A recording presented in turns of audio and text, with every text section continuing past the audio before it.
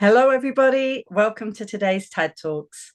My name is Yamuna Devidasi, and I'm here with my friend Bhakti Ras. And let me introduce our guest for today. We have with us the lovely Rasangi. Rasangi has been a spiritual seeker since the age of 21. She lived in ashrams and was a yoga teacher when she attended college at NYU in 1970. At that time, she loved to take solo trips to the forest in Northern California to find a connection with God.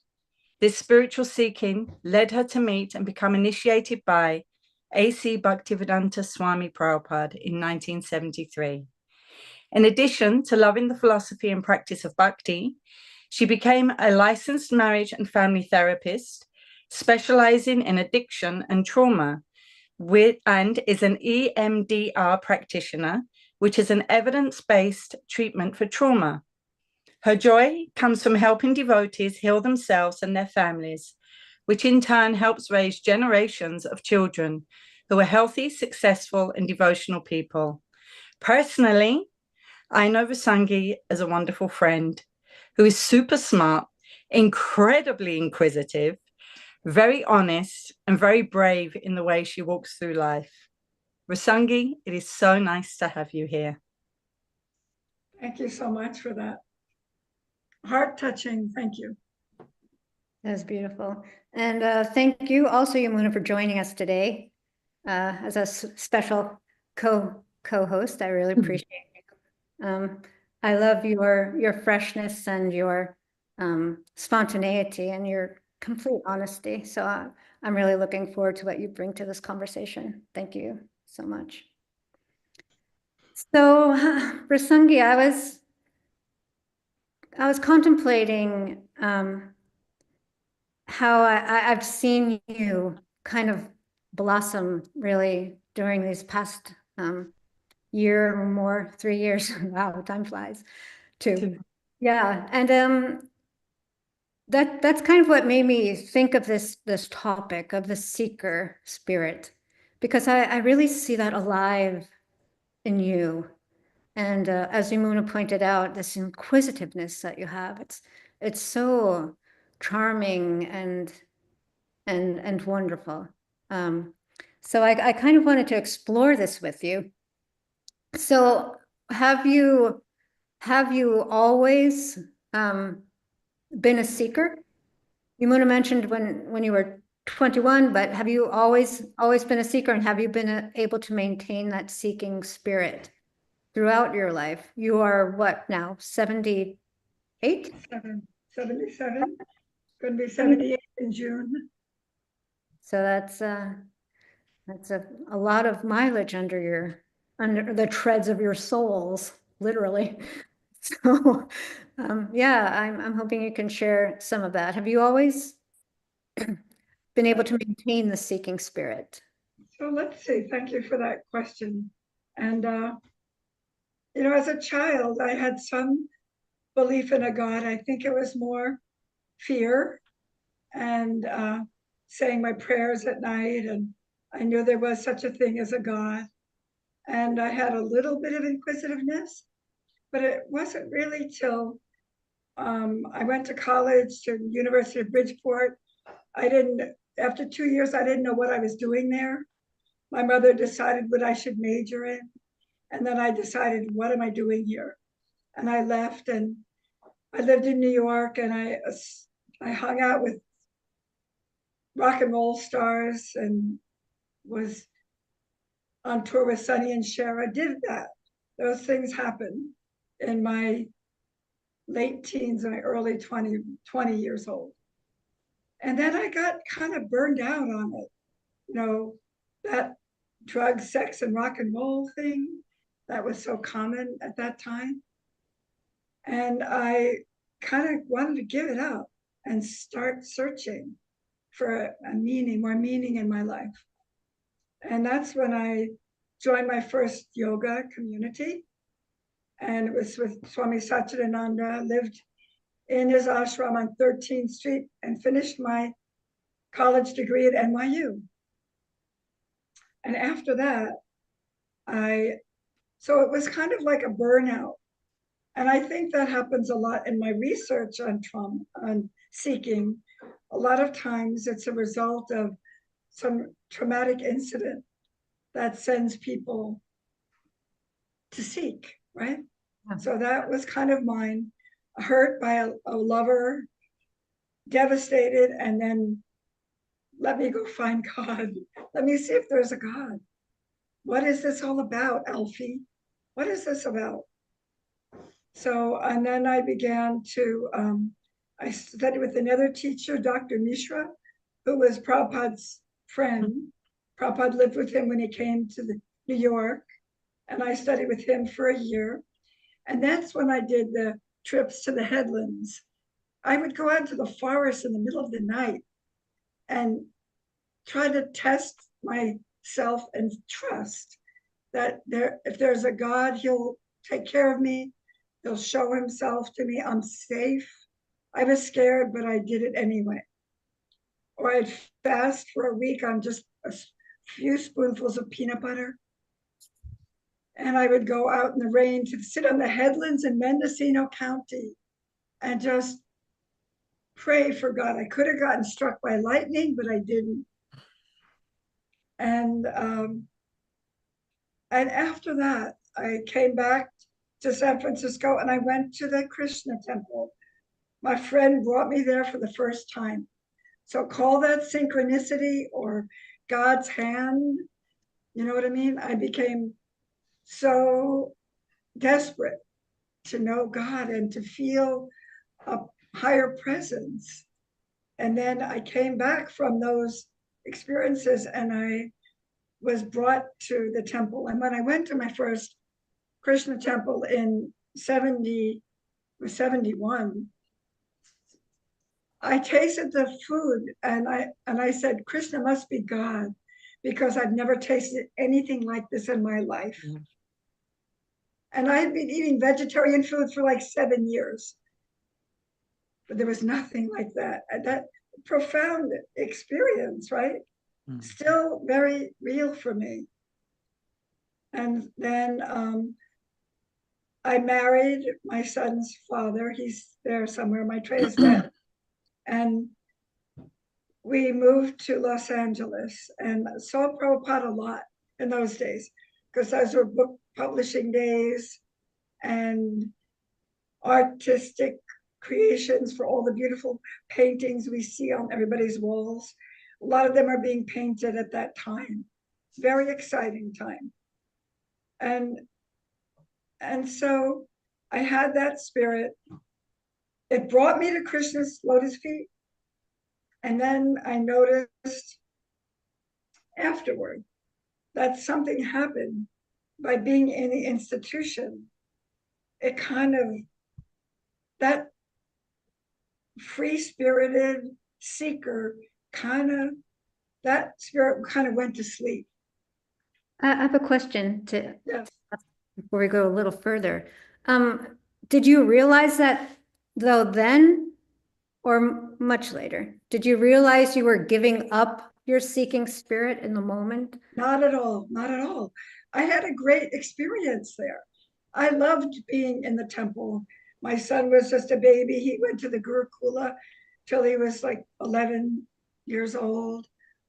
It was good, but afterwards, and it wasn't until recently really, that I realized that really adventuresome seeking spirit was dumbed down, was not shining brightly anymore. And yeah, so I realized that had happened. And other things remind me of that too. Because you want to fit in. You want to fit in, you want to belong there, so you kind of adapt and you let the status quo guide your life instead of thinking for yourself. So you kind of give up an inner your inner guidance. You feel that you kind of shelved that for a while, and instead adopted external guidance, societal, institutional I think what it was, and is that I found it. I found it. And now I just had to be with it. You know what I mean? Yeah, Just you, like, you found the answer. You found the conclusion to your search. I was searching and I found it. I've got yeah, it. It's in my pocket now. Except Saris didn't have pockets. Oops. yeah. And the thing is that what I think now, what I kind of regret in a way is that there were so many things that were not right that happened, that were just off. But because I'm fitting in and just going along with everything, I didn't speak. I didn't speak up. I didn't take part in any way to rectify or to discuss or to, you know, add my own intelligence and critical thinking to the mix. I kind of was just following along, which was okay until it became not okay anymore. Too obvious, glaringly obvious that there were too many things that were not good. And then we left following, like the Pied Piper, following and that zigzag path that Srila Sridhar Maharaj talks about. We went to follow Srila Sridhar Maharaj up to San Jose, California. You know, people that were hearing from him, starting a temple in his honor. Roughly, what's the timeline of that?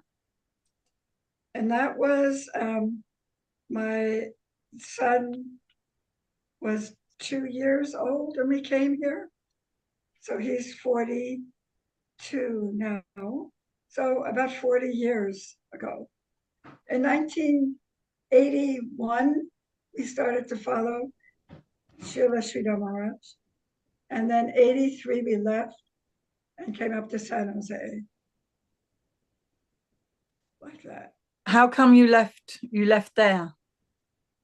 Well, we just didn't feel that what was going on it didn't sit well with us. 11 Vyasa-sans in the temple and the whole fanfare about the appointed gurus. It was like, it didn't feel accurate, correct. So we were seeking. You did follow some kind of, you did allow yourself to feel some kind of something was off and allow yourself to make changes. Mostly my husband did that, by the way. I would have gone along with anything and he couldn't tolerate it anymore. Yeah, so he did that. And I had throat cancer in 1985 when my daughter was 6 months old. And that also shook me up and began me seeking and searching again. And I began to work on healing myself and not trying to find out what caused this and then what can I do to keep it from coming up again. And so I started to explore different yoga groups. I went to church, Christian church services, looking and searching again, for some answers and guidance.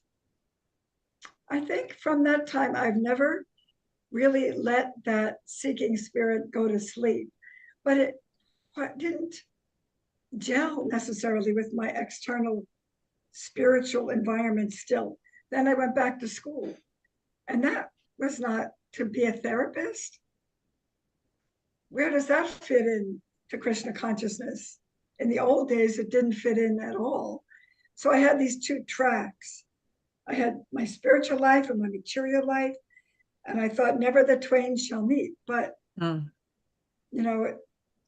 to meet Padmanabha Swami and find that they actually do meet. There's a wonderful intersection, the point of healing ourselves so that we can be the best offering to the Lord, so we can serve in the best way possible, right?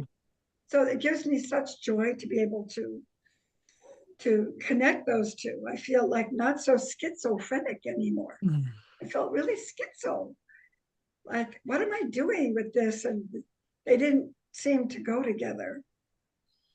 And now they are excitingly fit together, excitingly. So that's my dream, is to share healing, which I know how important it is. There's so many disenfranchised, uninspired devotees, beautiful souls out there. Why are they not feeling inspired? Well, one of the reasons could be is that they have trauma. They have issues that are blocking their enthusiasm. And I've heard this spoken by a few teachers that I've studied with and friends, on our spiritual path. So yeah, that's my dream, is to see our devotee families healthy, relationships healthier, individuals healthier, so that we can bring in this golden age of Mahaprabhu. How can we do it if we're not healthy and we're all fractured and fighting? How's that going to work? Yeah. So when you were sharing your story, which is really amazing, and I'm still stuck on that touring with Sunny and Cher thing, which we'll talk about that sometime. But it seems I hear again the pattern of crisis and then seeking. The journey, how there is a crisis, and then there's the quest, the crisis and the quest. So it seems like you experienced that several times in your life that you can point to, even though we might experience that more frequently, just to different degrees.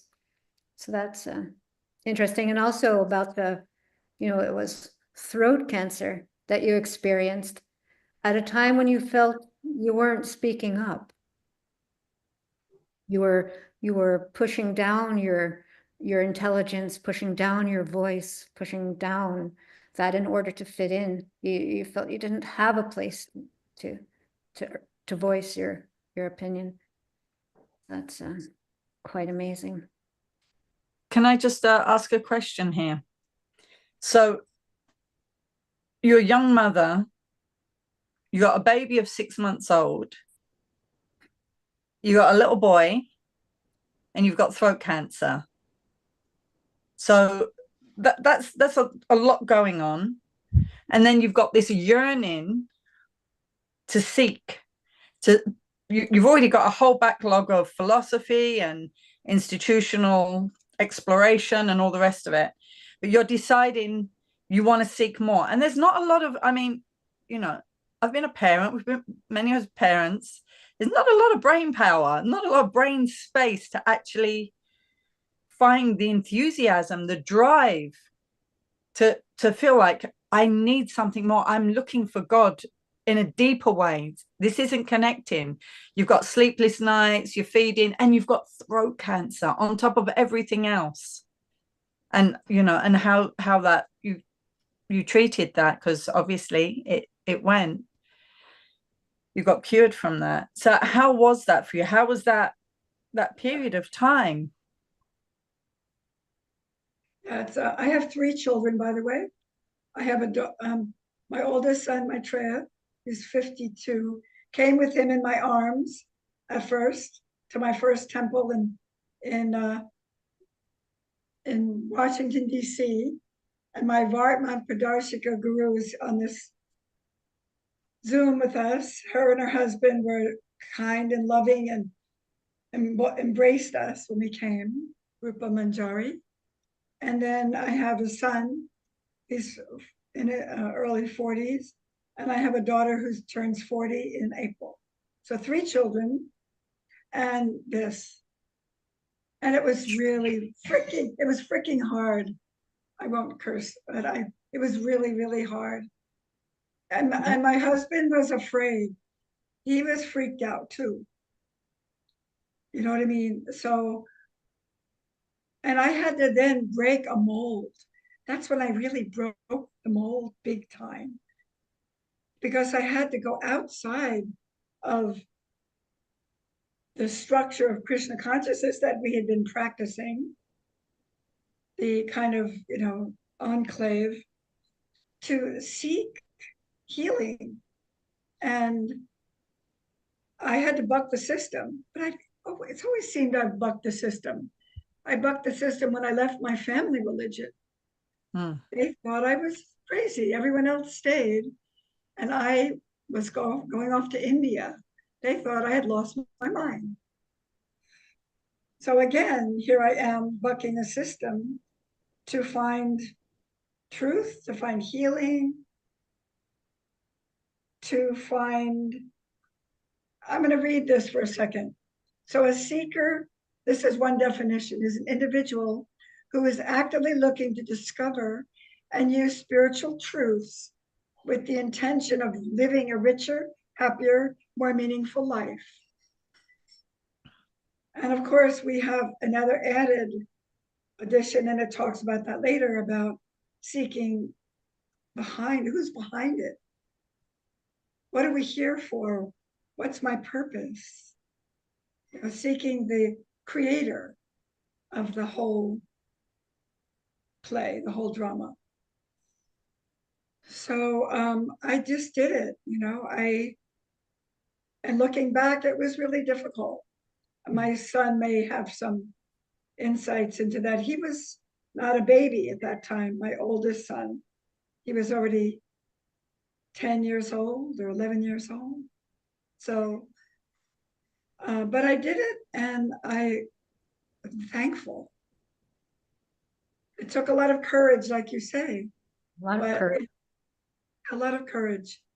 The end result has been amazing. And the reason I can say that is that, even where we are today is such a blessing.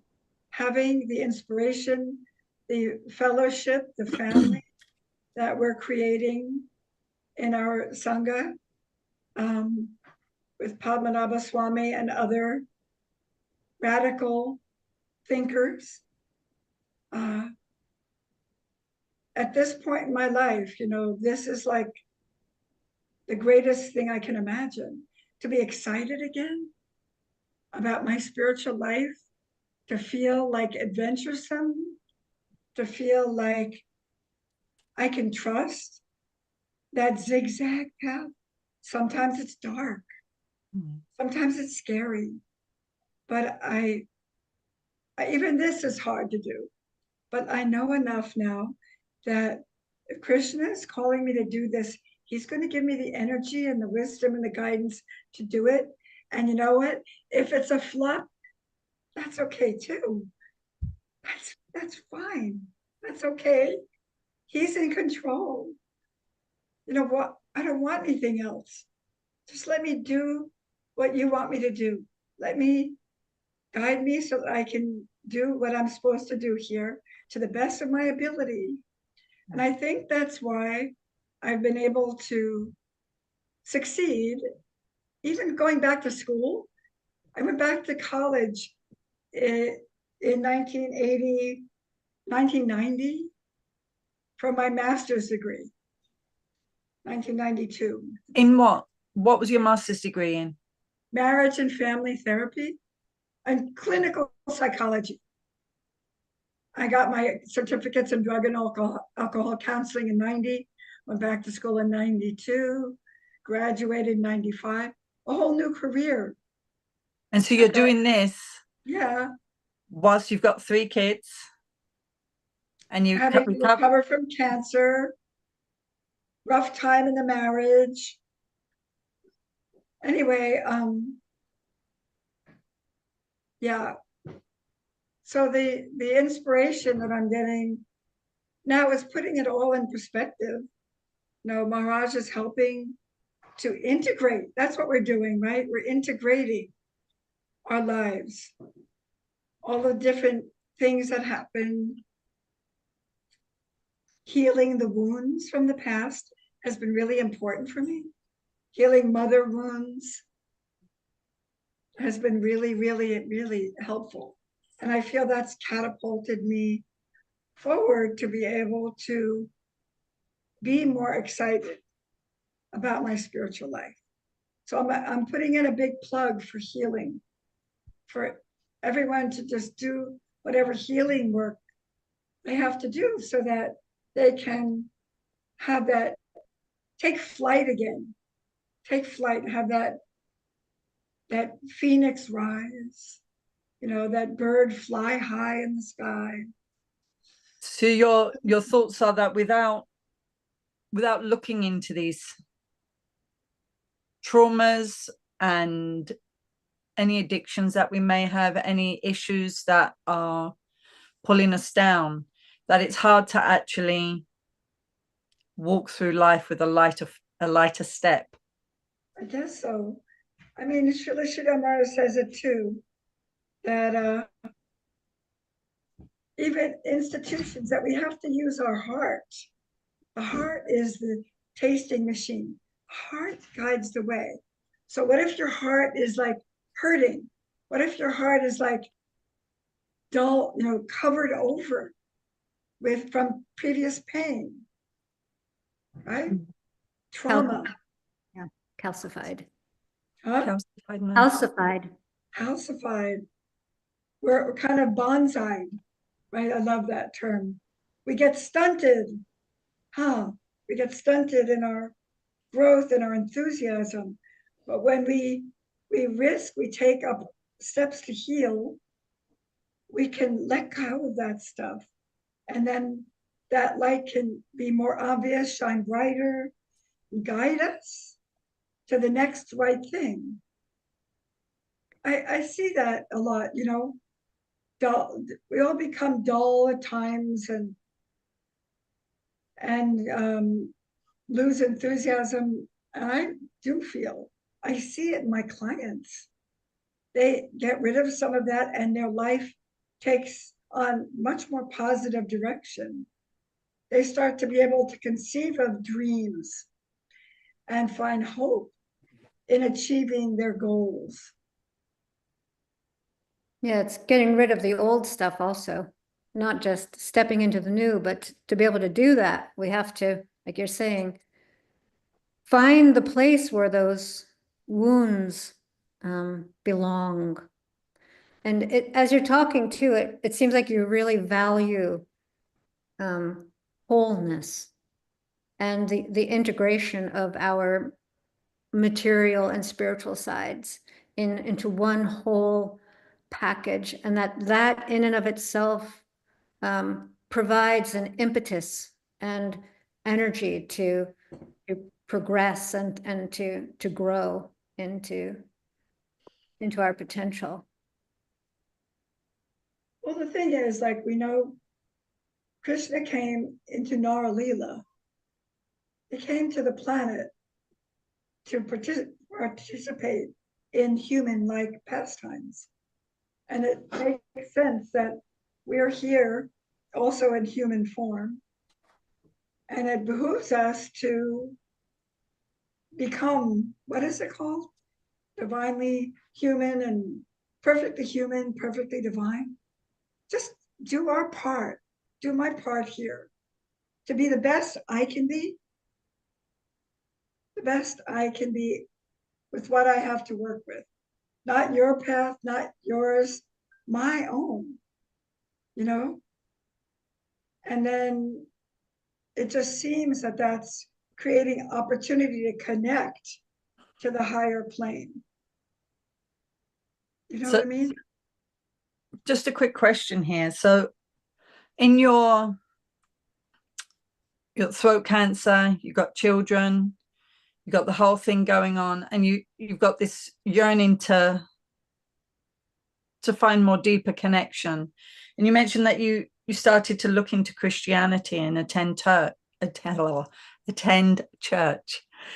So how was that for you? Because there can be stigmas from one religion to another, and you've got a Hare Krishna family, right? So how was that? How did that evolve? How is that for you now? How was your path from there? You know, I had a boss who I loved dearly. My first job, real job in the field, when I was 50, I think. And she said, Gail, you walk to the tune of a different drummer. She always felt that I was kind of different. And I think that's probably true. So, so what was your question again? I'm sorry. How was you went from with a Hare Krishna family and you started seeking going to church, and then how has that evolved from there? And how was that at the time? I think that the group that I came out of ISKCON, Sri Chaitanya Saraswat Ma, they were more broad-minded, not as kind of institutionalized, a little more free form. Like I cut my hair for the first time. It was in a braid for 30 years, 20 years. I didn't know I had curly hair anymore. Tell me about it. I mean, really. And I started to dress in other clothes, and that felt good. My son may remember this. My husband does definitely. I think some people thought I was losing my mind, but I was doing it anyway. And going to church, and my son knows I dragged him along to different church services. All my kids know. And I still listen to worship music. I'm inspired by Christian worship music. It makes me cry. The love that they have for Jesus is just like, and the faith, it just warms my heart, makes my heart soft. I think that's what I'm looking for, to keep a soft heart. How do we keep our hearts soft? What did I read? The mind's purpose is to keep the heart soft. Yeah. I think that was Tripurari Maharaj I heard that from. The purpose of the use of the mind is to keep the heart soft. That's beautiful. Anyway, so, and I went, another teacher, Srila Narayan Maharaj. We went to seeking, just following your current. So it was alive. Just holding on for dear life to something that felt alive and not like dead. And, you know, that stunted and just ritual. I'm not big on just doing rituals. There needs to be some taste there. The heart is this tasting machine that we need to be able to, and Srila Sridhar Maharaj says it here, if you don't mind. While you're looking for that, it seems like you really follow your faith. Wherever it shows up, that's where you go. If it's in the hills of Mendocino County or if it's in a church, follow your faith, because that's what it's about. So Srila Sridhar Maharaj says the brain is not a unit for measurement in that higher plane. Your intellect is canceled by the infinite. Try to measure it only by feeling, by taste, by heart. The brain will be your enemy. It will always deceive you in its measurement, and that will disturb you and limit your progress. So back in 1981, I got goosebumps just now. Srila Sridhar Maharaj was telling us to trust the heart. I didn't do it then yet. I didn't do it yet. And I didn't even know what I was doing was bona fide, was authorized, but I was forced to do it. I think, and I don't know if I remembered always, that sweet, lively 20-year-old, 19, 20-year-old who was willing to risk it all to find her connection with God. But now it's obvious to me that I am doing that, and that there's no other way I ever want to be. This is eternal. I want to be like, and I know it is that way, because it's not diminishing, it's always growing. The spiritual realm is always growing. We're always growing, progressing. So this is going to be an ongoing thing. And then I wanted to read one other thing to you. Oh, I don't know how much longer we have. Oh, you have plenty. We have eternity. Okay, I wanted to tell you this too. This is aside from all the meanderings and wanderings in the material world, this plane, let's say, this is the goal, and we can taste it now. I believe. I think that's what we're doing. We're getting little glimpses. We're tasting it, huh? So this is when Krishna's beloved devotee came back to him.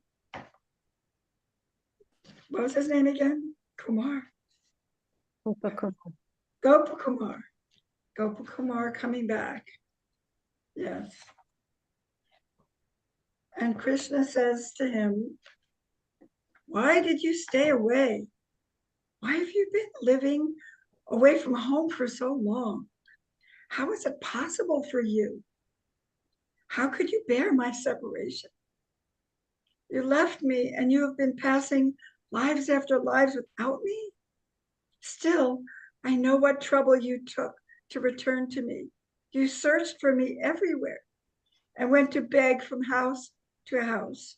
And you were chastised by many, ridiculed by many, and you shed tears for me. I know all of these things. I was with you. And now, after great trouble, you have again come back to me. Oh, you make me cry.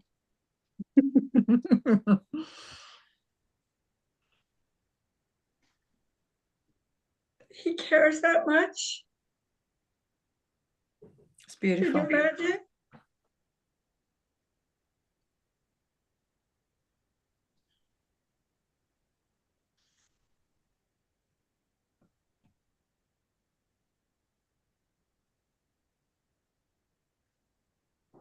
Who cares that much? That's such a beautiful description after hearing your some of your seeking, and then reading that. It's very heartwarming, and yeah, it's very beautiful. Thank you, Rasangi. He sees, he knows. It's not in vain. All the mistakes and the detours, and he sees it all. And it matters to him. Mm.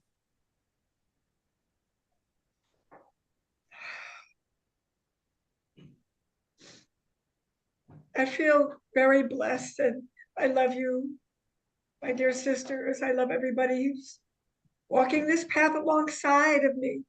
We have each other now. We have each other to walk hand in hand and wind beneath each other's wings, right? No more putting down, no more cutting each other down, no more being like, chastised, criticized meanly. Yeah, we correct each other. We're going to correct each other, right? Out of love, out of love. I feel like that's what's going on in my own family right now. Because of whatever I've gleaned, whatever grace has been given to me, I can now share it with my family in a different way. I come as a different person to them, and I'm being heard. I didn't used to be, I was being heard. Now they're listening, and we're communicating, we're sharing. It's pretty amazing.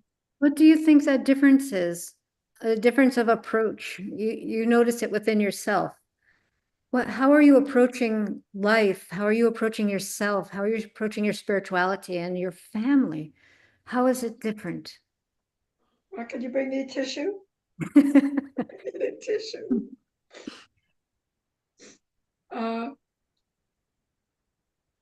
You know, I think I was reading something this morning about, you know, we talked about it too, when we're looking outside and blaming the world and looking for people whose fault it is, who's responsible for my suffering, we're missing out on the opportunity to look inside. That's what I'm feeling, to really look inside, to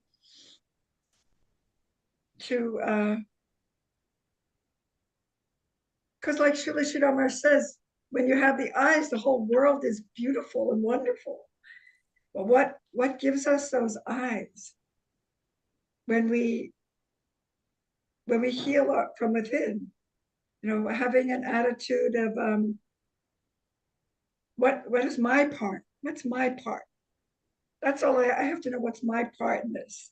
You know, I don't have to see they did this, they did that. What's my part? What do I have to do to be able to walk in the world differently, right? To have my service be accepted by the Lord, that's a tall order. But isn't that what we all want? I think. I mean, I think we want to use our lives in service, you know?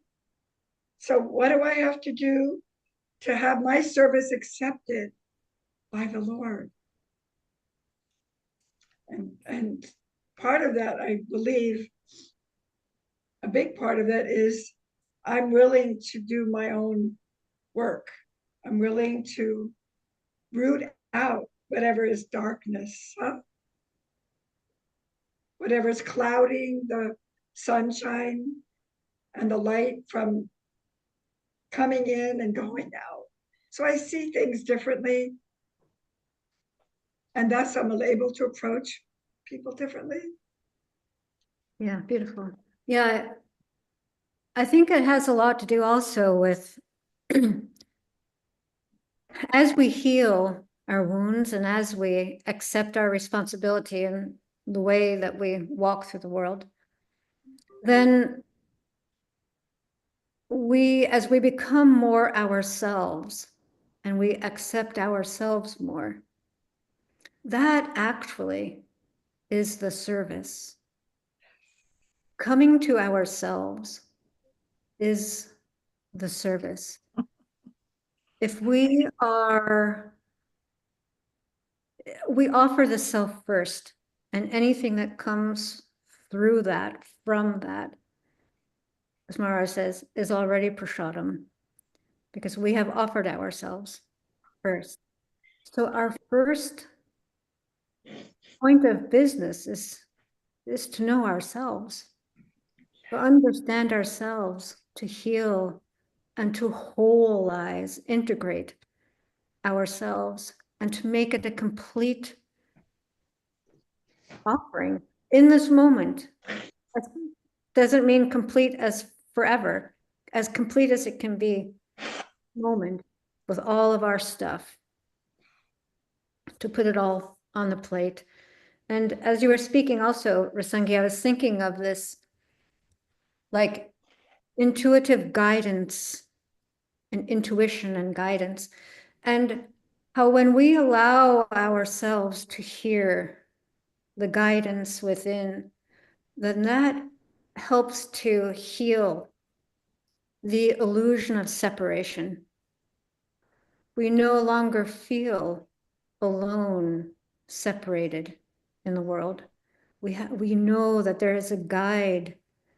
This guiding guru principle is alive in our life.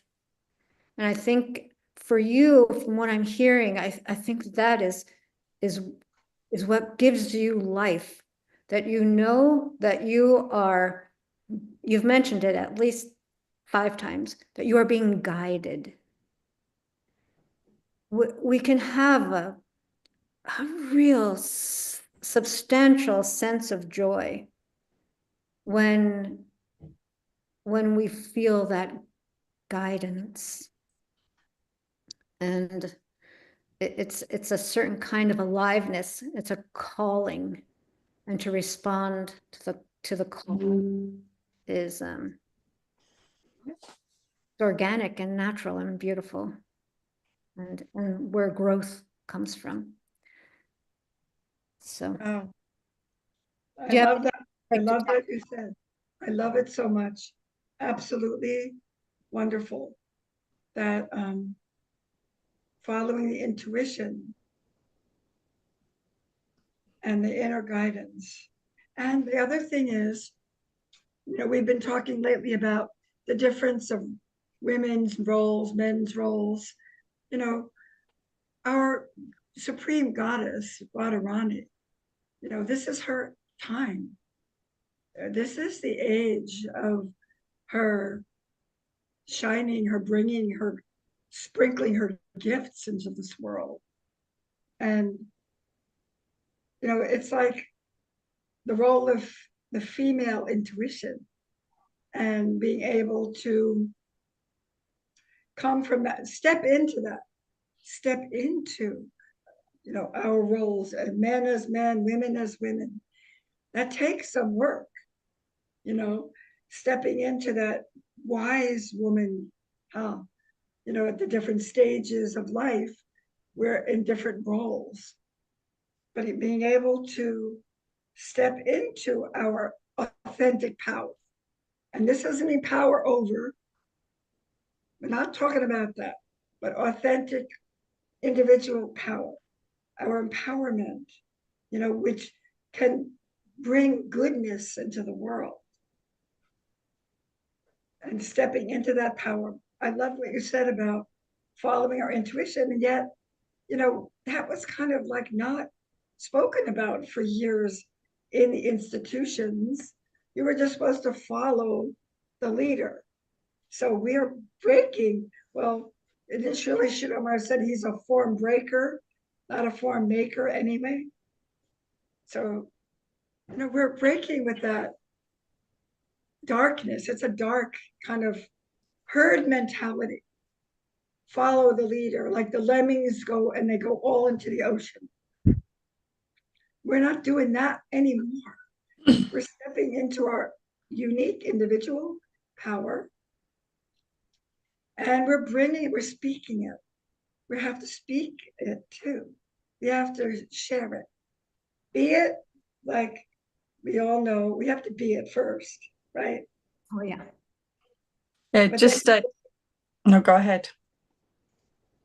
Go ahead. So we have to be it first, then we share it, and it comes out like waves. Not necessarily even what we are saying, but it carries an energy with it. There's an energy field to authentic power that's powerful. So it feels like that's what we're doing.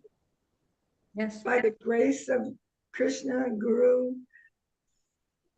our beautiful, illustrious line, and our current pundits, wonderful, wise pundits, and each other.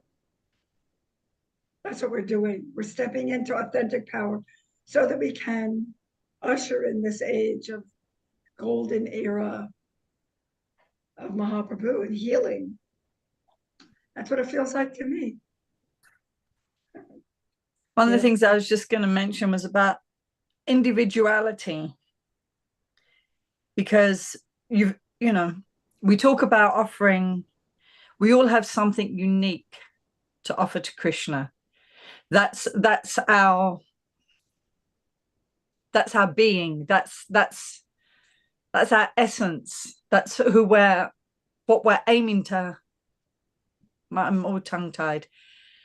That's our goal. Often we're crammed into a box, and this is the shape that you're supposed to be. But within that box, we're told you have a uniqueness to offer to Krishna. There's something that only he wants from you, but you're in the box. Don't step outside of the box. If you're outside of the box, you're bogus. You're no longer authentic. And you've really searched for your individuality in all of the ways that you've been seeking, spiritually seeking the truth for you, the path for you, your offering of yourself to the Lord. You've really gone in and been very brave in doing this. And, you know, I always admire how much you read, because it is not off, you know, it's very often that you come up with a book and we're this line, we're here, we're there. And I was reading this morning or last night and you know, as I heard a class the other day, and it's like information doesn't necessarily mean transformation. There's one of Maharaj's things, his lovely play on words. But in your case, that's what you're looking for. You know, we can sit in so many classes or hear so many classes or discourses about spirituality, but it doesn't necessarily mean transformation. It may just mean, you know, more shlokas. Well done. But it doesn't necessarily mean that's actually changing the heart. It's just that you've acquired more and you can spout off so much philosophy or spiritual knowledge, but it doesn't mean it's softening the heart. And I see that you're always super excited to find the next thing, that the next line, the next paragraph of how that can be unpacked and what you can find for that for you, for your journey, for your individuality as your offering to Krishna, your relationship with Krishna. And I just think that's so beautiful. I just wanted to say that. Thank you so much. And I want to just read this to you. Thank you. Listen to this. Calling yourself a seeker when you don't spend at least some of your time actively seeking is much like calling yourself a cyclist when you don't even own a bicycle.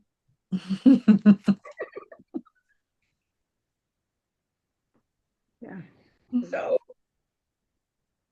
But one thing with the seeking, though, I think that might give people the idea that they're seeking without actually seeking, is that they think that they have found. I think I have found. And if I think I have found, what do I need to seek? If I have it, if I found it, if I got it, this is the toxicity of certitude. wow. Yeah. And like I said, like I was happy in the temple. I wasn't miserable. I came as a householder. Nobody was over me. No, I didn't have any authorities kind of pushing me into the box, but I chose and I had freedom, but still, and it's still, you know, and I read every day with friends. I would read to Shamarani or Jadharani when she was painting the beautiful works of art she created. I would sit and read to her for hours. But still, I mean, maybe my spirit was alive and well then, but then it became, there was obstacles and there were things that came that were not leading anywhere in a good place for me, for us. And then we jumped ship and we went and followed the next current, sort of like we followed the current. And then here we are. And at each turn, though, we had to, what is that? Srila Sridhar says, progress means, what is it? Yeah. Proper acceptance and elimination. So fighting, you know, like really giving up society's approval or others' approval, even your family, your husband, it seems to take that sometimes, you know. My own children, my daughter is not following this path anymore, but I bless her because she's following her path. She's following it and finding a deep relationship with the God of her understanding. How beautiful is that? Does it hurt me a little? Do I get a little weird or a little? Yeah. I want her to be on board because I want to travel with her. But I see that our children have to follow their own path, and we have to let them do that. And that's hard to do. Not always easy, but we have to be able to let them go and bless them and love them anyway. Exactly. Love them anyway, right? Yeah. Yeah, not just like let them go, like, okay, fine, you want to go your way, go ahead. But to actually be enthused by, like you are in your child, to be enthused in the fact that they're choosing their own way. That's beautiful. I'm fortunate to have a daughter who chooses her own way, and I'm quite proud of her for doing that. I love that. So you bring that up, and that's an interesting. How about our children that are following just because it's the family tradition and their heart is not in it? That's kind of worse. We want them to feel the connection and be inspired in their journey. Yeah. Beautiful. Well, you're an inspiration to me, that's for sure. And you, me. I appreciate you. Oh my God, that's so special for me to hear. Well, go ahead. I just feel like I've come and I found some safety, but that doesn't mean it's going to be always easy. But it feels safe enough to be real, to be authentic, to make mistakes, and then be guided lovingly toward a better way of being. We're all in this together. Yeah. We're all in this together. We don't have isolated, independent bhakti projects. Bhakti is bhakti. We are all part of her. This is a group project. We are in this together. There's no competition. There's no envy. There's no looking down. There's this complete acceptance in moving forward towards love. And it's a beautiful place to be in this sangha of people who are just trying to be their best selves, and how that spills over into camaraderie along this pilgrim path. And again, the difference between fitting in and belonging. I think that's it's the knowing that we belong that allows us to let go of those things that no longer serve us, to be able to be able to trust, which you mentioned several times also, that word trust. To be able to trust, we have to know that we belong. And until we know that, then we'll continue to try to fit in. And that's where competition and juggling and, trying to find our way to fit in. But we belong, all of us. And the uniqueness, there are more than 8 billion humans on the planet. 8 billion, I don't even know what that means. But every single one of them, of us, are different. We are unique. Who we are already, we are unique. And to value that, to be excited about developing that uniqueness, that to develop something that's already there but has not ever yet been, is amazing. So I'm super excited to be with all of you on this journey from here till the end of forever. Forever, ever. But it's like snowflakes. We're all like individual snowflakes. There's no two alike. And that's what makes us So that Krishna wants us. He loves us. Nobody can fulfill what we can for him. Isn't that wild? Mm. We have our own flavor. He's into taste, and we all have our own flavor. And we even use that language, the flavor that we do things in, right? Oh, that's not my taste, or, oh, so that is the reality. We all have our own flavor, and we are meant to. We are meant to. I think that's why it's also so important to honor our children's paths, whatever they are and however they're looking, because I mean, I've got 3 boys. Their paths are all very, very different. And I'm excited about each and every one of them. One of them travels from one kirtan to another. He's in Mayapur right now. And according to institutional standards, I should go, he's the golden child. And if you see this, Kavi, you are not the golden child. So just saying, because I've got 2 others. But that's his path. And he's going to be pulled one way or another. It all looks one way right now, but life is messy. And I've got another boy who is another way. I've got another one who doesn't practice at all, but he has his own thoughts and feelings. When I hear him talk about spirituality, he's got it for himself. And it might not be majorly blossoming at this moment in time in the way that I think it should be in order to rubber stamp him bona fide. But their journeys are beautiful in and of themselves. And I see each one of them growing in their own individual way. In wanting our own individuality, we kind of close the doors on what that should look like. And it doesn't become individual anymore. Out of all of the 8 billion people, they're all supposed to look in a particular way and behave in a particular way and perform rituals in a particular way. And then that pleases God.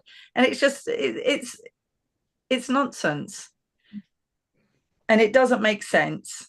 And yet, even within our own belief system, we still want to try and make one person good over another. Like people will say to me, well, Kavi's doing so well. And it's like, all 3 of them are doing absolutely brilliantly, equally. There's not a jot of me that goes, yeah, but that one's into the kirtan and they're not so much. So, they can just go and wallow. They're beautiful in and of themselves. Their journey is their journey. It's not my journey. My journey was, choosing my own path and changing that, just, like you've done. Anyway, I'm very much, as I'm stepping into my own individuality and finding that challenging after 40 years of fitting in a box, I'm like, rubber stamp that individuality. Let people be these fantastic shapes and beautiful colors that they are in and of themselves, their own offering. It's not my offering, their offering. Yeah. And I would like to say something. One of the major things that has helped me is hearing that God loves me. Mm. And I think I hear that in the Christian music. And I would say, how come we don't do that? We don't feel that way. Or my daughter really kind of told me she finds that God loves her really important. And in Krishna consciousness, it's more like we have to love God. We love Krishna. We have to love Krishna. But to hear that he loves me, I mean, it's there, but emphasized not so much. And I find that has been really life-changing. Understanding that and taking it to heart and believing it. Because it's one thing to hear it, right? Another thing to believe it. Like with all my warts and all my foibles and follies and shortcomings, he loves me anyway. It just came to me as you were speaking, Rasangi. It's like we don't hear it so much in the Gaudiya community, and we do hear it in the Christian community. But I wonder if, like, our teachers of somewhat recently, if it was assumed, if it was assumed that we already knew that God loves us, maybe they're operating under that knowledge already, and they don't feel the necessity to teach that, but to teach that we are meant to develop our love for God because God does love us. It's built into the very fabric of our existence. If it exists in love because it exists, it comes from God, and God is love. So perhaps that premise was already considered having been there. Of course, everyone knows God loves us, right? That could have been there. They didn't think that it needed to be spoken, but we are so broken now, and we're so disenfranchised from our own being, and from God and from love, and what that means, that now we need to learn. We need to learn that. We need to hear it. In addition to the need to develop our love for God, because love from God, Tamara says, it's already there. It's already happening. We don't have to work to get God's love. It's already there. And as far as our children or different people choosing different paths, Krishna knows who he is. He knows he's God. Well, he forgets that, but he knows that he is everything. He knows that he is the attractive principle of all things. If anyone is attracted to something, it's because he is there. So he doesn't have any kind of judgment on that or envy of another God, of another thing. He is that. He's not psychotic. He knows that he is all of it. So he can accept from any way that anyone wants to give, even if they don't recognize that it's him that they're giving to. He gives the atheists their intelligence to defeat the theist, that there's God. He's not an envious person at all. So we can allow we can allow people their freedom to be who they are.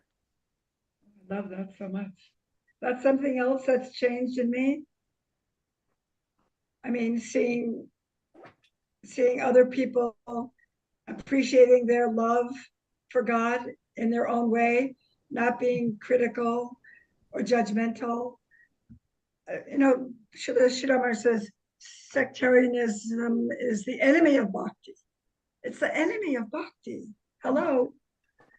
So why don't we take that seriously and try to reduce that and honor other people's paths, That's another game changer for me that I feel so good about, because I don't have to walk around and be critical of other people and what they choose and the way they choose to serve and love God. I can appreciate it. And I think it has a lot to do with the fact that you now feel more that you belong. So you don't, if I feel that I belong,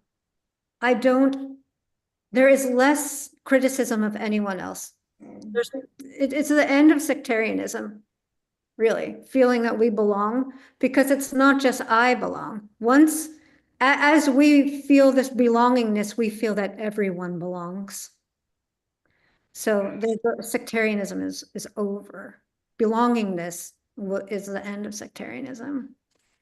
And Richard Rohr, the great Franciscan monk, said, everything belongs, right? Everything. Richard Rohr, another inspiration coming from a different quarter. How lucky we are. There's so much inspiration. We can just pick it out of the air. Everywhere we look, there can be inspiration. Like Mahaprabhu seeing inspiration in the grass. Seeing, right? being inspired by the grass, we can also, if we have the eyes, right? That salve of love over the eyes, and the eyes see it. Okay, so you're talking about everything belongs, and it can come across as a little wishy-washy, flippy-flappy, a little ooh. So you're talking about the self-seeing. So elaborate. How is everything belonging without it being a whole load of wishy-washy, flip-flap?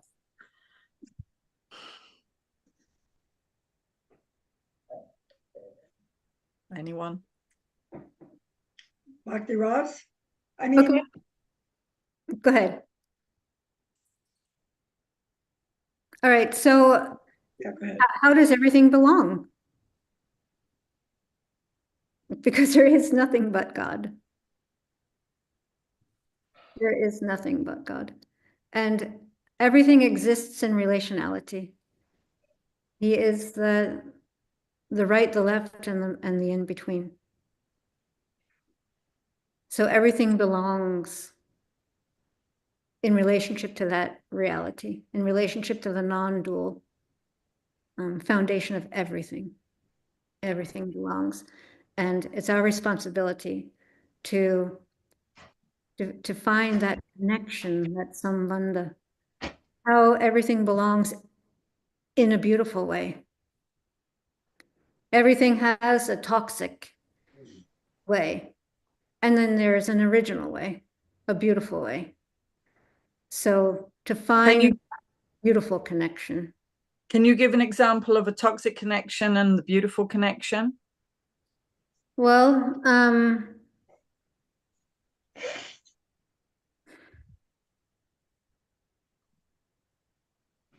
let's take codependence. Codependence, it is toxic. It is based on my own sense of lack, my own sense of separateness, of aloneness, of isolation. And then there is dependence, which is codependence without toxicity. There is a beautiful dependence that we can have, not just with God, but with each other. We can be mutually interdependent, right? interdependent and interwoven and tadatmic and mystically empathic. There is a togetherness that is beautiful. And there is a togetherness that is toxic. So to find the beauty within every toxic situation, and that's where we go off kilter. The goal going towards love, the center of the target. That's the target, and then the sin is missing the mark. So find how that beautiful arrow, which is meant to go to the target, what's that space in between? What's curving that arrow to go off into toxicity, and to find and to bring it back, things that are distorted, they all have their beautiful origin in love, and it's distorted due to the illusion of separation. So to bring that all back to center, to the reality that God is love, non-dual foundation. We are all a part of that. Everything, the environment is friendly. Why is the environment friendly? Because God is everywhere. And everything holds the opportunity to move closer in that relationship. Everything. So I'm thinking at this point, maybe we can invite the invite everyone else in the room, and if you have questions, comments, you want to continue the conversation, that would be awesome. I'm gonna change the view here, invite everyone in gallery style, and just to let you know, if you have your camera off, you won't be shown on the screen, so you don't have to worry about that. But if you want to participate, feel free to turn your camera on and let your light shine. Thank you, Manjuali. So I see Maitreya has his hand up. And you are Rasangi's son, yes? Yes. Hare Krishna. Can you hear me all right? Wonderful to meet you, yes. Well, I feel very blessed to be here today. Thank you all for this wonderful discussion. And my mother has been sharing the recordings with me, and so I've been listening mostly to some of the previous discussions on my morning dog walks, dog/japa walks, and getting a lot of nourishment from them. So I first want to thank you for creating and nurturing this space. So, but yeah, my Sangi is my mother, my Mataji, and I feel very blessed to be her son. And so I had a few thoughts doing this, and I was cleaning the kitchen for the first 45 minutes and making some soup. So I was trying to pay attention. So hopefully I don't bring up something that's already been discussed. But so talking about trust, in terms of being a seeker, right? Trusting that what's coming, and maybe it goes without saying, but I haven't heard the words humility and surrender, right? Sharanagati, right? That if we are truly humble and if we are truly surrendered to Krishna, God, our guru, the guru principle, then we will trust, right? And then we won't get into that feeling of I found it, right? This is, I'm set now, right? I've been seeking, but now I found it and I'm set, and now all I have to do is hang on for the ride, and follow the prescriptions that have been given to me in a rote fashion, right? If we are truly humble and surrendered, then we're never going to feel that way, right? We're always going to be a seeker, right? We'll maintain that seeker's mind or the seeker's heart, right? Always looking to go deeper, right, in our understanding. And then in terms of, like my mother was talking about how she was seeking very broadly initially, right? Through different yogic paths. She didn't mention that she studied with Yogi Bhajan. It's funny, I think I've heard all of her stories before, but then like even today I heard something new that I've never heard before. But she studied with Yogi Bhajan. My parents used to go sit in Central Park with some wise man who was sitting on a park bench, right, with his followers around there, and so she was seeking very broadly, and then she found Gaudiya Vaishnavism, right, and now you seek more deeply, right? So, but then also, like I remember those 80s times going to the Unity Church and going to Inner Light and finding nourishment everywhere and anywhere, right? But staying, keeping her foundation in her, always I always felt like she was being true to her guru, Srila Prabhupada, right? But but the true nature of the Paramahansa, right, is to find that milk everywhere, even in the murk, right? So and finding that inspiration, even when it may be lacking in our familiar environments, right?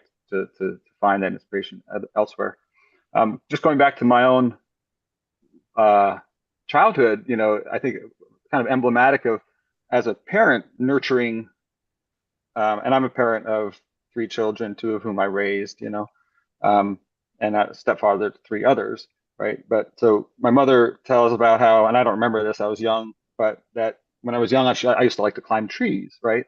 And so a protective parent might not allow her child to climb the trees, but she said she felt nervous, but she sat there and trusted, I let my tray climb the tree and explore. So I think that's emblematic of, as a parent, nurturing your children to be seekers, right? You're there in case they hurt themselves, right? You're watching, you're there, but you're also allowing them to explore, right? And then one other thought that came to me was, there was a song that I, for my alternative rock teenage years that I really liked that had a chorus that said, "I never saw my hometown till I went around the world," right? And it also has this crazy line, "Love is like a razor when you're looking for a shave," uh, but so I think in terms of my own life, growing up in the ashram and the Gurukula and such, and then I ended up going to a Catholic high school and a secular humanist university, and I think having sought out and having tried to have an open mind and uh, find explore other paths, I think has helped inform my appreciation for what I was given as a child, right? Like go to the Vaishnava path, right?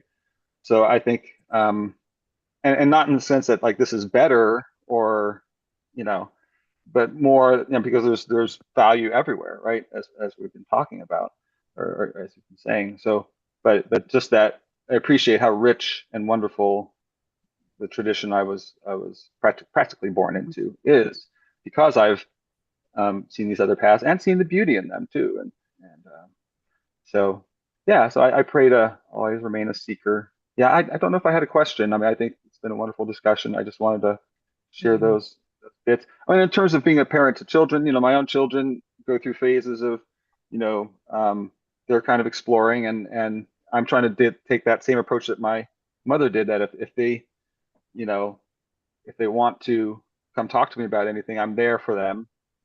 But I also don't want to try to force or impose my own understanding of what's best for them, right? Let them follow their own path. And that's how my mother is to this day. I mean, she'll gently prod me. She's like, "Oh, there's some wonderful nectar over here. Go check it out," but it's never, there's no guilt trip. There's never any, I mean, she's my mom. If she's asked me to do something, I'm going to try to do it, right? Uh, but she's always very gently encouraging. Oh, one other story. So she mentioned the cancer. She said I might remember better. It's funny, my only real memory from that period, because I think I was actually living in New York with my dad, and I'd come out and visit for the summers. But I remember driving up Rodale Gulch Road, and she was really into U2 at the time, and but her voice, she had pretty much lost her voice, and so there's the song "Bad," which is a wonderful song, has wonderful lyrics. Mentioned surrender, but it has this falsetto part, and she couldn't sing it. So she's like, "Oh, Maitreya, can you sing the falsetto part?" And so I'd sing that for her, and so I mean that's my real. I mean, I wasn't so aware of the struggles that she was going through with that, but it's also nice to hear about that today and get a deeper understanding. So, Oh, anyways, my little 2 cents. Thank you so much. thank you so much for bringing that forward. I get to know you a little bit more, and I get to know your mom from your angle of vision. So now my appreciation of her has increased even more. So I really appreciate you bringing up that forward. And you mentioned about surrender and humility, and as long as we have that, then we'll keep that seeker spirit. And I really agree, depending on the definition, depending on how you define humility and how you define surrender.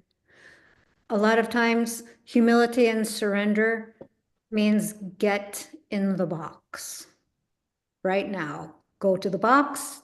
Do not go past go. Do not collect your $200. Have no individuation whatsoever.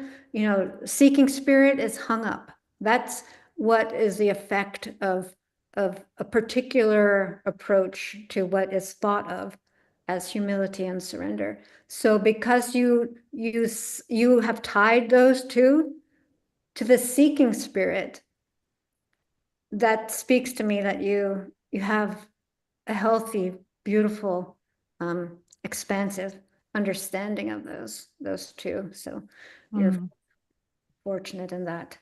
And yeah, the tree climbing is a big thing, and especially nowadays in our culture. Playgrounds now, they don't even have like wood chips. Now they have rubber, like they're rubberized. So if your child falls, oh, they just bounce. They don't actually ever experience pain. or bruises or cuts or challenges. And, so this also creates a particular type of character. So I'm glad that you were given the freedom and the opportunity to fall out of trees if that was meant to happen. But that that your mom was there. And Yeah, I would just want to say something too, that my Trey has been an amazing son. And actually, I've had psychic readings and charts done. He was a friend, a peer, maybe my teacher in previous lives. So, I mean, it's like, you know what I mean? I feel really fortunate that he's my son. And then when I do pass on, he'll know what to do. And he's very caretaking. I feel very safe. I'm protected by him. He checks in with me. I feel it's really special. And our lives are messy, huh? We've been close for many years. I've helped raise his children because their mother left when they were just little. So that was hard, but we got through it. And we still love each other and maybe more. And there's more to come. So thank you for journeying with me this lifetime, my Treya, my darling. beautiful. And I think that surrender, I just want to say that, well, humility and surrender, yeah. I mean, we talk about this in our group Sangha thing. We don't want just the rubber stamped thing. We want it to come from our heart. If we're going to be humble and we're going to be surrendered, I want it to come from really from authentically within myself, not because I'm supposed to. I mean, I think it's really important that we really get in touch with our individual spirit, our soul, our heart. As I said, the tasting machine, and not just go with the externals. So a lot of us are detoxing from that. And you might have to do some of that too. You're freer spirited than I was, but still, some of the overlaying institutionalization, we don't want to sacrifice that beautiful individual seeker spirit's path because of that overlay of the institution. We have to let it go. Srila Sridhar said, when it comes to the institution, it's coming just to help us. When it conflicts with our individual heart, we have to let it go. That's hard. That's tough. But in the name of truth seeking, I just wanted to say that. Beautiful. Thank you. Thank you. Manjawali, welcome to the conversation. Krishna, Hare Krishna. I just really want to thank you, dear Rasangi, for sharing your heart and your story and your enthusiasm and how you've actually journeyed to this moment in time with, as you said, messiness, but also your vitality in keeping with the search and taking it deeper. And as Srila Sridhar Maharaj said, as well, we have to go where we find the current. And we're so fortunate that, in this Sangha, there is some current that is inspiring us to take our practice deeper. And I just really want to give a shout out to Maitreya, who I remember as a little boy in Los Angeles. 52 years ago or 50 years ago when you were just a little boy in that community there. And that community formed us and brought us to this moment in time. So we have so much gratitude, even though, yes, there were challenges and that's what life is about, challenges. But actually, we are so blessed that we have each other and that we have prospect and we have some enthusiasm to take our practice deeper and be always searching together as a group of souls, supporting each other. And that is the huge gift of having a community of well-wishers.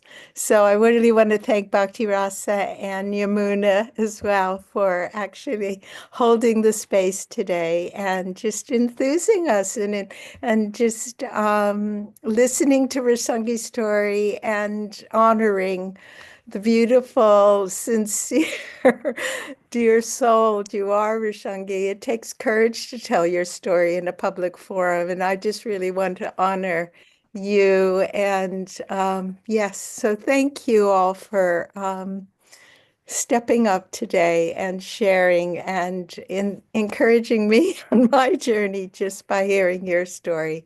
So bless you and thank you. Haribol. Haribol. Thank you very And much. Maitreya, thank you. Bye. As you were speaking, Manjuali, I kept seeing a mandala. You know, like that's what I feel like our Sangha is like a mandala. You know, it really like every person is a beautiful place. You know, the mandala is always interwoven and yeah. Thank you. Thank you for participating in many ways. And growing, hopefully, growing. Yes. Yeah. There's always room for expansion. Yeah. The mandala.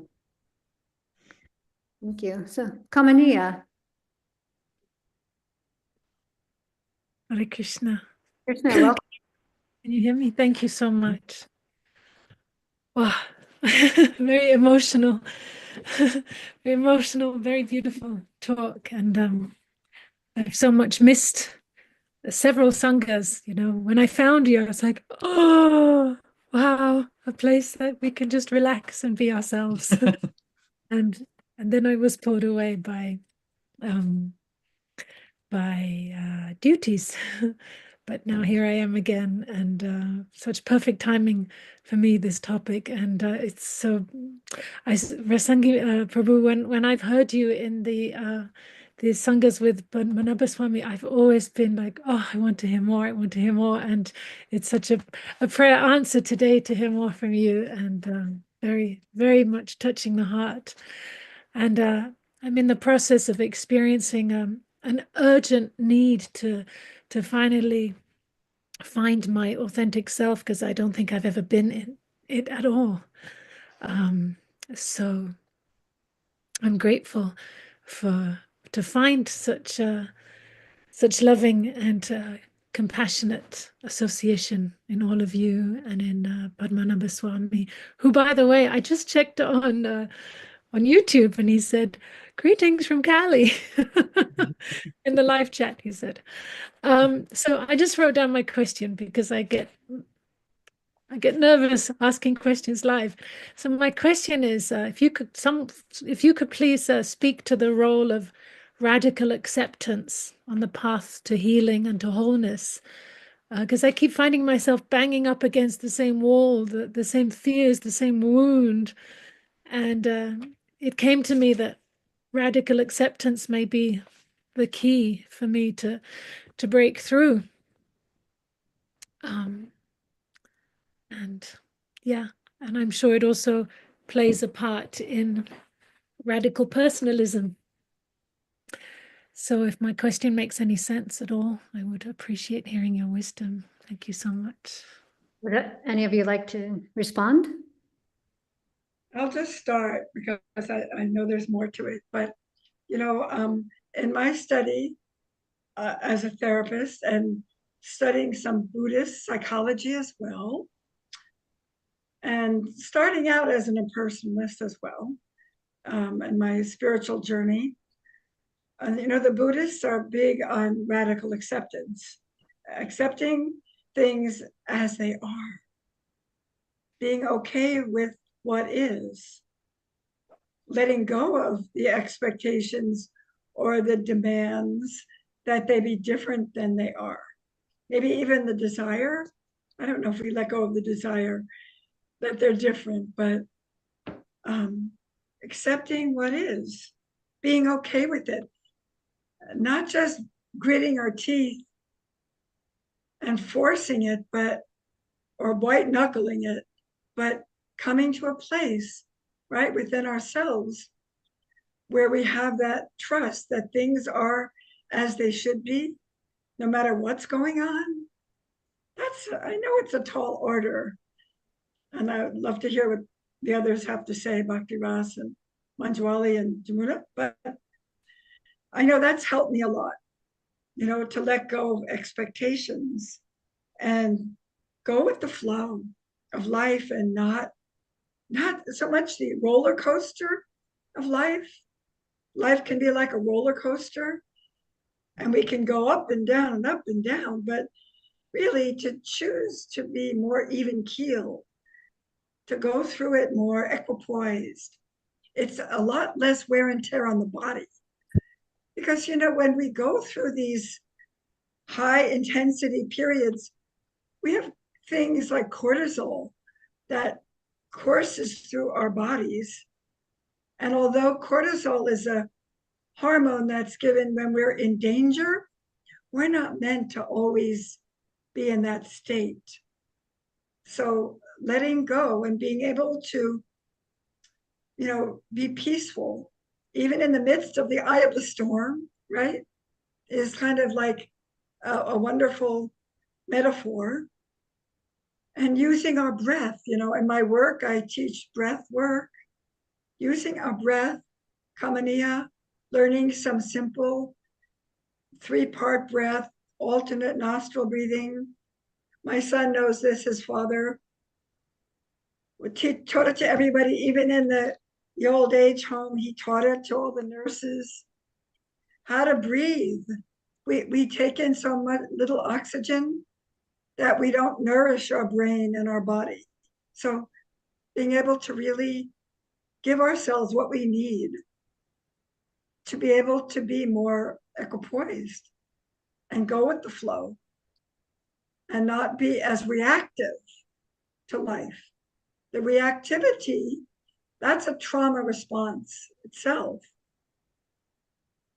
Being reactive instead of responsive, right? We want to respond to life.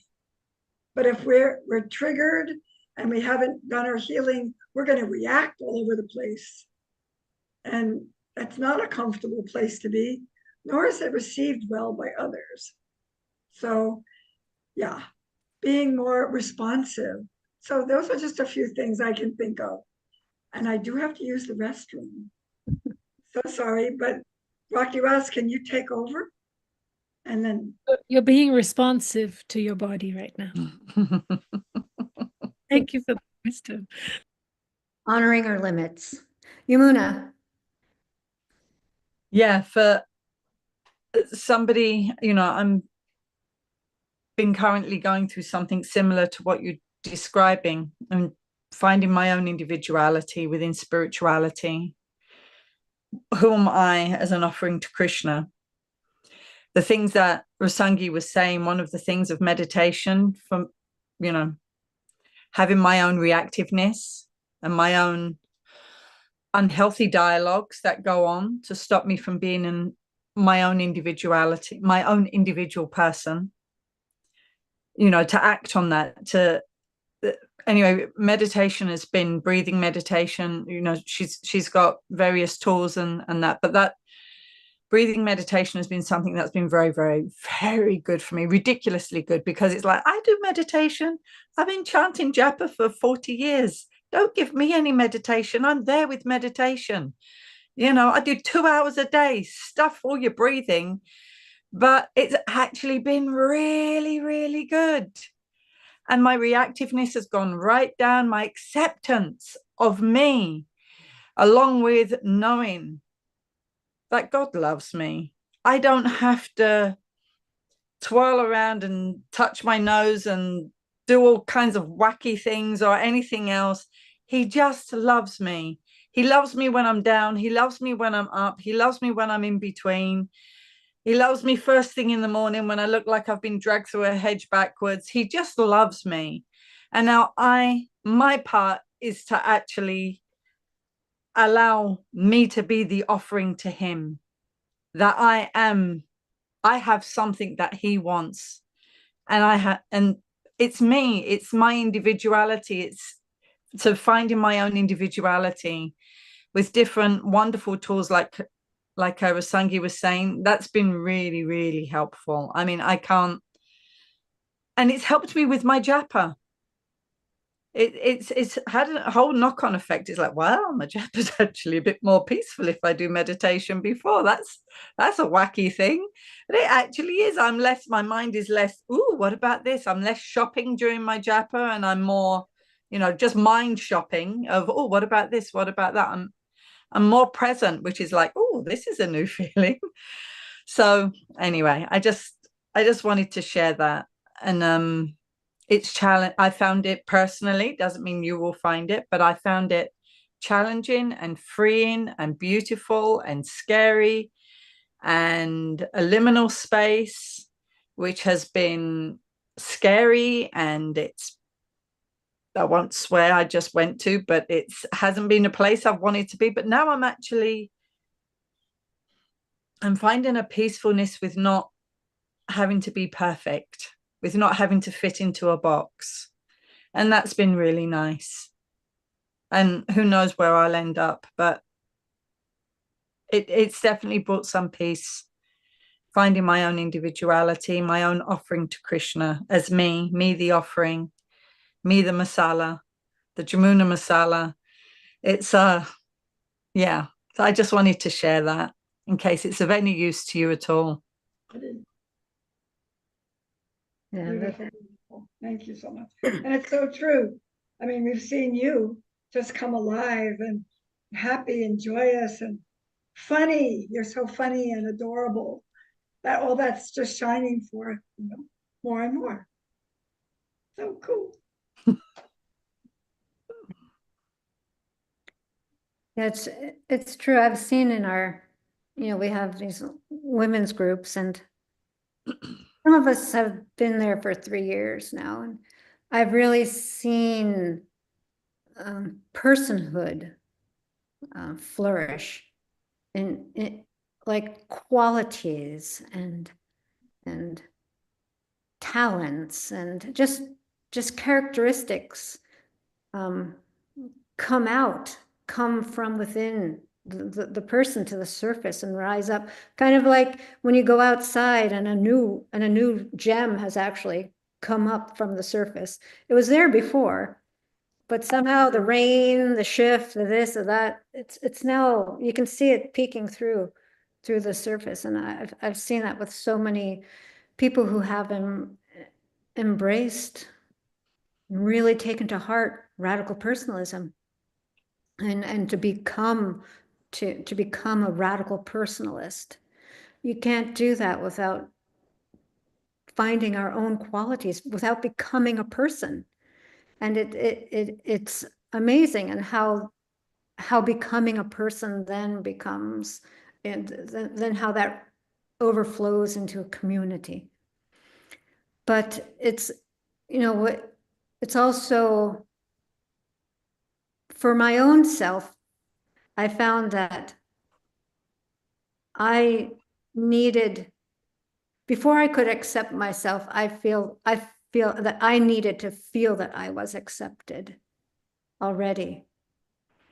I need to accept that I am accepted. That, I think, is a challenge. But once we do, at least conceptually, accept that we belong already, we don't have to try to fit in. We already do belong. Mm-hmm.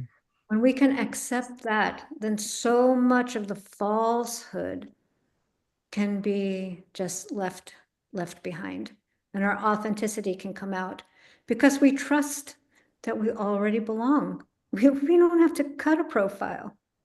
We can accept who, then that allows us to look within. Well, if that person's accepting me, maybe I should take a look at myself also and start accepting myself. And then I've recently had a experience with, well, it also reminds me of what Maharaj is speaking of now these days on the third verse of Shikshastakam, of acceptance is related to tolerance. Be as tolerant as a tree, but what does that mean really? It does, like Rasangi says, we don't white knuckle it. It's not that we hold our breath, waiting for something to be over with, and then I'll be able to breathe again. That's not tolerance. That's not acceptance. I'm going to accept this, meaning I'm going to just sit here and do nothing. That's not acceptance. That's not tolerance. It is an attitude. It's like it's an inner attitude towards external situations and internal situations. But to know that, well, one example that came recently was, very recently was, again, it's about a box, a tree inside a box. If there's just a small hole in the box, the tree is going to grow toward the light. Wherever the light is, that tree will grow. And you'll see sometimes out in nature, trees are just like, I have a tree that's growing horizontally, and then it grows vertically. Like, oh my God, you're so awesome. Because it's like, it just grows, it grew toward the light. Something was blocking its light. It just went another way. That's tolerance. Tolerance is like, I'm accepting the fact that there's not light shining here. I'm going to grow the other way. That's acceptance. It doesn't mean there's no light shining here. I'm going to sit here in the dark. No, I'm going to grow. I'm going to grow another way. So the combination between the relationship between acceptance and creativity. That came to me one day, and I was like, at first it felt so opposite. What do you mean acceptance and creativity? Those are like opposite things, but they're not. They're part of the same package. As we accept our situation, where we are, the reality of our being, of our life, of our environment, that tree where there's no sun shining. Accept that, and then be creative from that point. Okay, the sun's shining there. I'm gonna create in that direction. I'm gonna create towards the light. So accepting the reality of where we are fully with responsibility, our role in it. And from that point to be creative and move towards the light. And it doesn't matter about what happened in the past. I was this, I was that, no, where's the light now? Grow towards that. But not in it, and also I'm hearing not in an escapist kind of way to just, I'm going to ignore the past. But that's part of our root system. It's part of the trunk, the core of who we are. So to integrate all of that together, that is part of our reality that we need to accept. The good, the bad, the ugly, into the beautiful. I want to say something. Yes. That you something that's also been really, really life-changing for me is knowing that I don't have to earn Krishna's love. I don't have to earn it. He loves me unconditionally. Because I think we were supposed to get that as children. We were supposed to be loved unconditionally as children. And then we grow up with that sense of being okay. But many of us didn't. We had conditional love, or we had abuse, or there was different shades of that. But Krishna loving me unconditionally made me so joyous. I felt like a child again, that I could grow and I could make mistakes. It was okay to make mistakes. You know what I mean? And I wouldn't be punished and I wouldn't be shamed. And that's a hard thing to do, is to feel like afraid the next shoe is going to drop. If I make a mistake, it's horrible. But feeling that I'm loved unconditionally, wow, you know what I mean? Right, Yamuna? We can feel like it's okay. I can mess up. I can make mistakes. I can blow it. That's okay. And then I'm able to take more risks, to be authentic. You know, I'm not just wasting time. I'm trying to find myself. So in order to do that, I'm going to have to act from within myself. And sometimes it doesn't come out well, as we know, but in a loving environment, like in a plant that you're nurturing, or a child that you're just cherishing and guiding as they fall and make mistakes and spill the milk, right? When there's patience and love, you learn to not be afraid to be yourself. I think for me, that has been life-changing, really, really radically life-changing. Because I don't have the fear of blowing it, of making mistakes on my journey to become who I am, or who I'm supposed to be. So, yes, that's it. And Marilyn has her hand up. My Rupa Manjari, my Vartma Pradarshika guru there.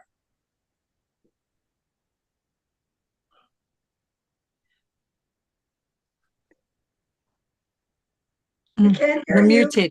You're on mute. Sorry. First of Perfect. all, I want to thank Rasangi for bringing me here today. She's the one who first introduced me to radical personality and Padmanabha Maharaj. And I fought it in the beginning, oh, his words and all these things, these word jugglery and things, but we kept at it. And I certainly appreciate him and what he and all of you. And this is just such a wonderful thing. And it's a long process. And it's funny how, especially as we age and we've experienced more of this life, how things change so much. And the idea that we already belong. Krishna loves us. It's always like I thought too, that you have to earn his love and you're looking at all your faults and everything you don't do right and everything. And how can he ever love me because of them, right? And it is just really such a change to realize that Krishna does love us so much more than obviously that we love him. And I've known Rasangi for years, since Maitreya was a baby and everything. And she's my therapist too. We're on 2 weekly Zoom calls, and she does her little therapy and her talks with us regularly, helping us along. And some of the things I just wanted to talk about from what I heard today is what you were saying, that the purpose of the mind is to keep the heart soft. Sridhar Maharaj, because so much it's like our minds are all over the place, especially if we have that inner critic from childhood or whatever that's always telling you, no, but you didn't do this, or you didn't, or no, it doesn't mean that. But that's just like, we have to learn to throw that out the window. I mean, that just doesn't work. We don't have to work to get God's love. It's already there. It's another thing you said, Rasangi. And it's just such an eye-opener. I know my husband died 20 years ago, and that was like such a big life-changing thing to me. We were 56. And it's like, ever since then, that's kind of been my story. I'm the widow. I'm the one who doesn't have the husband anymore. And now the children are grown and living alone. We're in such a different time of our lives now, such a different time. And also I feel I forget who I was. I forget all the different versions of myself, and how it's good. It's, oh, look, you used to do this, or, remember how you felt like that, and everything. And I think that's a really big thing too, is recognizing and remembering what we've been through and all the steps that it's taken to get us here. And then what a blessing that somehow we got Srila Prabhupada. I mean, how did that happen? we were young hippies, not following any regulative principles, born in meat-eating families, the whole thing. And that somehow we got that connection, and that's what saved us. And that's what we have to give forward is carrying on from Mahaprabhu's Sankirtan movement. And to hear other people's past and what they've gone through, I mean, that's really inspiring to us, to me, because it shows, we always thinking from our own viewpoint of life and how we feel and what's going on. And then we see, wow, I mean, Rasangi, I didn't know you when you had your throat cancer. We were living on different parts of the country then and everything. And that was a new one for me to learn about that. And wow, that's really a hard thing. And the other thing is, our hardest lessons in life, the hardest things we go through, is where we learn the most. But we have to learn to step back and to let them go and to work through them, the grief, or things that were wrong, we think we were wronged somehow, or whatever it is. And we have to learn to step back from it and look at, well, what is the lesson in that? I mean, why was Queen Kunti always praying to Krishna, put me into difficulties? Because that's when we turn to God too. When life's coming at you, that's when it's when everything's good. Oh, thank you, Krishna, for this. I'm grateful for. But it's you think, oh, it's going to be like this all the time, and it's not. But anyway, and honoring other people's past. About my kids too. That was a really good point you brought up, Rasangi. Because I've got 4 kids and they've got their different paths, and we all get along and love each other and the grandkids and everything, and it's good. But I realized I have to honor more the kids' paths that have not chosen my path, and that was a really good learning moment too. And thank you all for letting me be here today. Hi, Manjari. I love you so much. I love you too. I love you so much. I'm so happy you're in my life, and she's the best baker ever. Makes cupcakes and baked goods ever. Thank you. Yeah, thank you so much for that, Sherry. Anyone else? Questions? Yes, Amanda. You're muted too. Still muted. Oh, there we go. Oh, Hare Krishna. I'm really happy to be here. It's been so nourishing and inspiring to be with all of you and hear your heart speak. It's so authentic, and that's why I often have, kept away from groups. And I am a devotee. My Krishna name is Krishnanandini Devi Dasi, and I'm a Sridhar Maharaj disciple. And Rasangi is a very good friend of mine. I love her dearly. I live in Eugene now, but I was in Santa Cruz and used to hang out with her a lot. And we still do on the phone. And she is my my dear friend and support sometimes and often. and I have been inspired. She always, inspires and encourages me and invites me on to here and there. And so sometimes I come on and sometimes I don't. And she always loves me just the same. So anyway, I'm really happy to be here. I feel a little emotional and I'm a little, I guess, scared of talking because I'm not you. I don't know you all. So, but I feel like I do from hearing everyone. And I have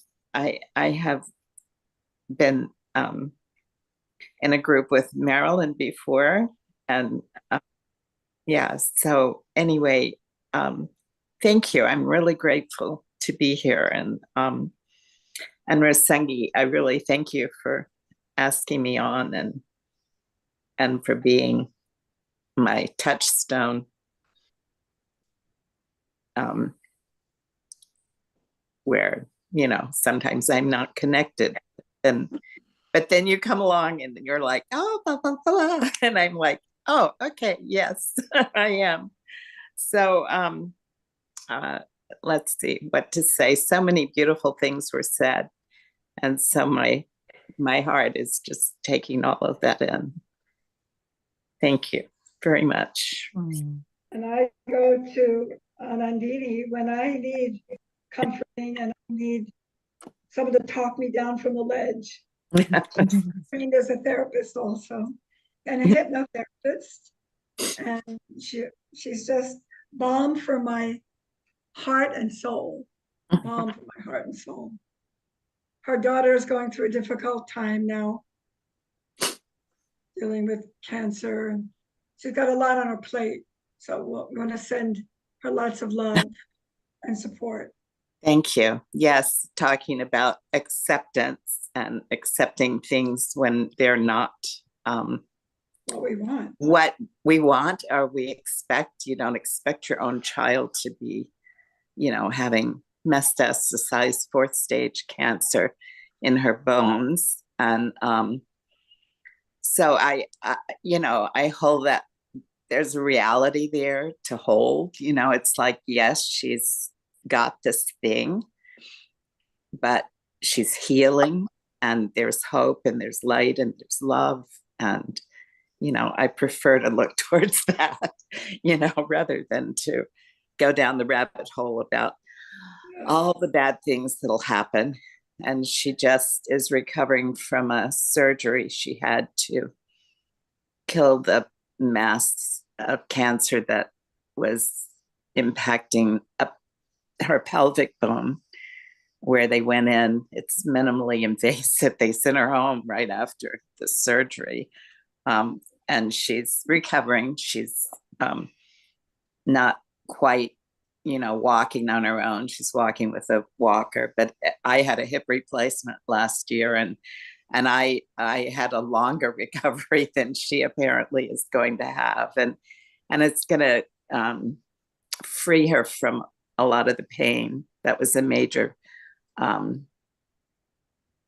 anyway, you all don't need to hear all the details, but they cryogenically, they sent gas into the area to kill that mass of cancer. So hopefully that's dead. There are others smaller. That was a major mass in her bone. So I'm just hopeful that she'll be here, and be able to live her life more fully. Yeah.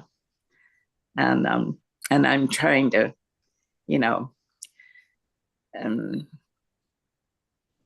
be with that and live my life fully, joyfully, and and connect. I'm always trying to connect with divine, with Krishna. And so I go here and there, wherever I can get that rasa, that love and light, and there are all kinds of places in this world. It's like Krishna seems to be everywhere, not always in Krishna form with the flute, but so many places. I just took a beautiful walk yesterday with a friend of mine in Portland, and it was lovely. This gorgeous lake and trees, and it was a sunny day in Portland, and that's very odd, but ducks, people were feeding ducks, and there were birds and flowers everywhere.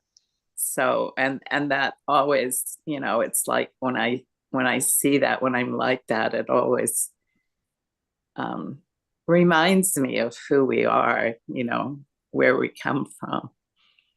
And so I think we sort of talked about that a little bit earlier. So anyway, thank you very much. Thanks, Rasangi. Thank you so much for coming. And you're just so part of this and part of my life in so many positive ways. He's so non-sectarian and sees that current everywhere. I love that about you. And I'm kind of included here.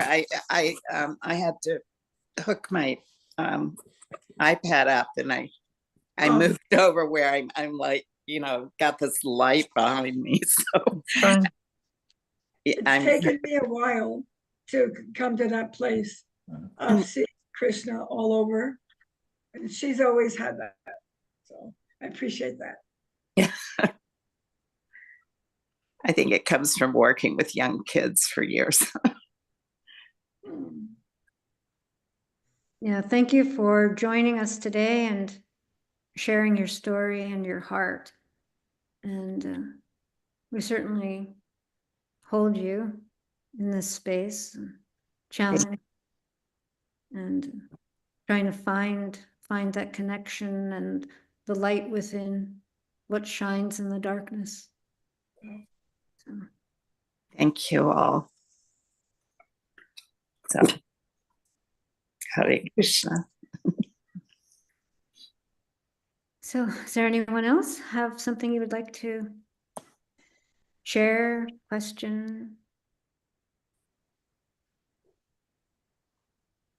All right.